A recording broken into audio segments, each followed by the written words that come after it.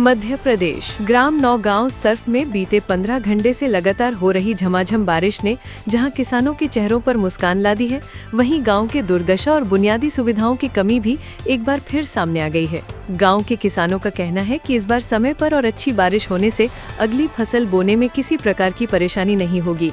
बारिश ने उनकी उम्मीदों को पंख दिए हैं और खेतों में काम करने का उत्साह बढ़ा है। गांव के बुजुर्ग किसान बताते हैं कि अच्छी बारिश खेती किसानी की रीढ़ होती है और इससे ग्रामीण अर्थव्यवस्था भी मजबूत होती है। लेकिन दूसरी ओर विकास कार्यों की स्थिति बेहद चिंताजनक है। गांव की सड़कें और रास्ते इतने खराब हैं कि लगातार बारिश के कारण घर से निकलना भी लोगों के लिए मुश्किल हो गया है। कीचड़ और जल भराव से गांव वासियों को भारी परेशानियों का सामना करना पड़ रहा है। बच्चों और बुजुर्गों के लिए ये स्थिति और भी चुनौतीपूर्ण बन गई है। ग्रामीणों का कहना है कि वे वर्षों से सड़क और बुनियादी सुविधाओं की मांग कर रहे हैं, लेकिन अब तक सिर्फ आश्वासन ही मिले हैं।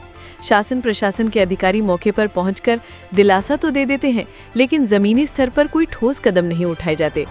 स्थानीय लोगों का दर्द ये है कि वे अपनी समस्याओं को अक्सर उठाते ही नहीं और यही कारण है कि जिम्मेदार विभाग भी लापरवाह बने रहते हैं।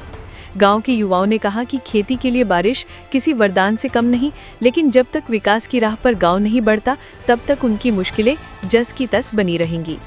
ग्राम नौगांव सर्फ की ये तस्वीर ग्रामीण भारत की उस हकीकत को उजागर करती है जहां किसान तो अपनी मेहनत और प्रकृति की मेहरबानी से जीवन यापन करते हैं, लेकिन विकास योजनाएं सिर्फ कागजों तक ही सीमित रह जाती हैं।